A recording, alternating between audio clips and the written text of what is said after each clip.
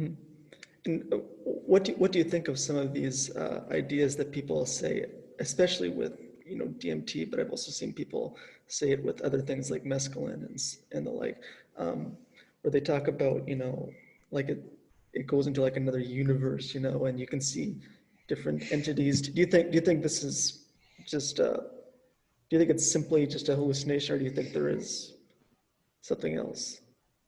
No, I don't believe that it's just a hallucination. I Mm-hmm. believe that I just have to look at the basic neuroscience um, around it and how the human brain is mapped, and it's that we have a very um, limited frequency parameter, to exist as human beings.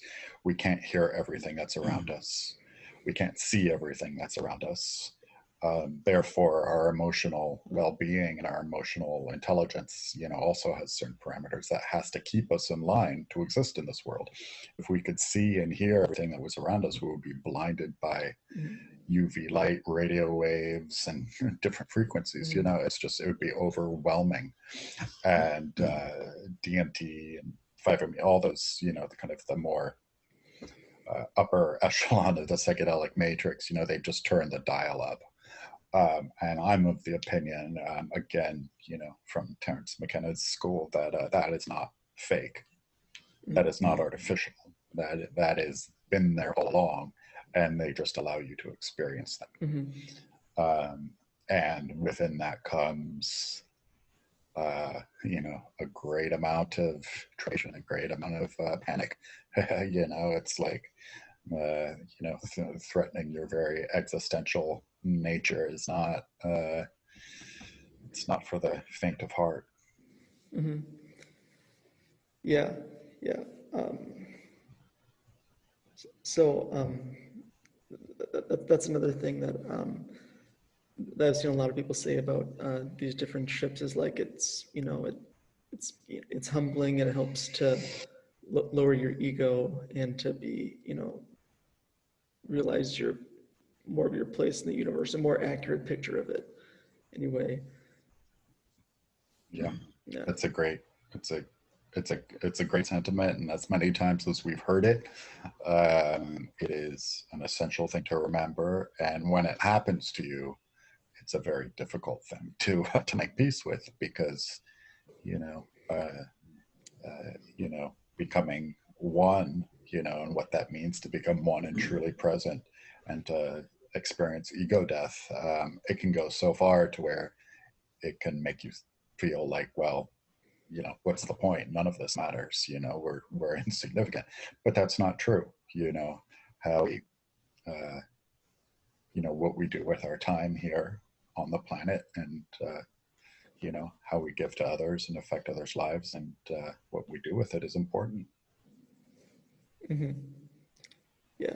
Another thing I wanted to touch on was what do you think about things like psilocybin and how they can increase one's spiritual experiences? Like, for example, with the Good Friday experiment.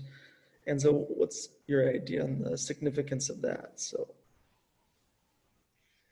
Yeah, no, the Good Friday experiment was great, and again, Johns Hopkins just did a new version of that oh, recently.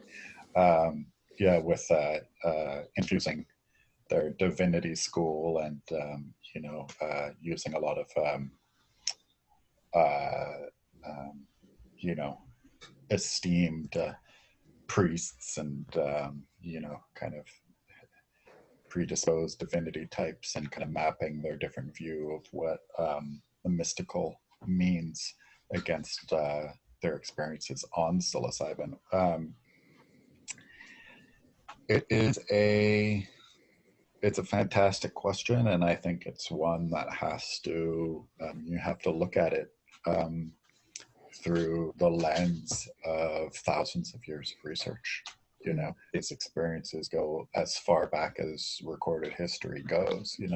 The only indigenous cultures who did not report to have mystical experiences as a result of plant medicines were the Eskimos, because it's too cold to grow anything up there. But they're the only ones.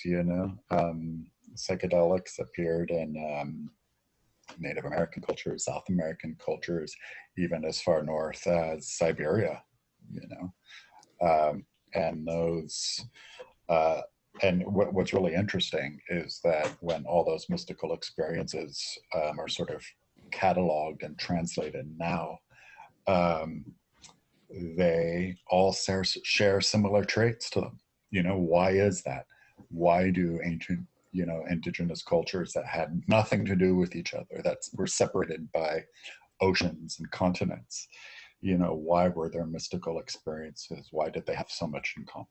You know, um, and I just think that is because, you know, it takes a lot. It takes a lot of practice. It takes a lot of work. It takes a tremendous shift to experience the divine, whether that is through meditation, yoga, chanting, prayer, and psychedelics. You know, it requires a lot.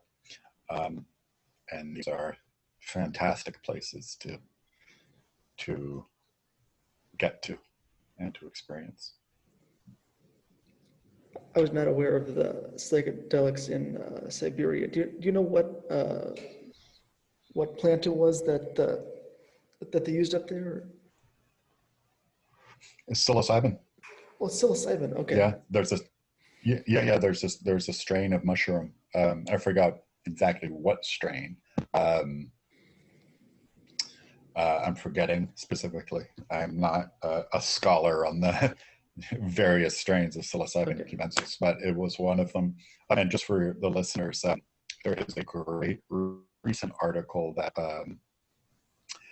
Double Blind, if you're familiar with the new magazine called Double Blind, which is a magazine devoted to modern psychedelic research. They're new. They're, you know, only a year old, but Okay. they put out a great article on called The Definitive History of Psychedelic Mushrooms, and I recommend it for everyone.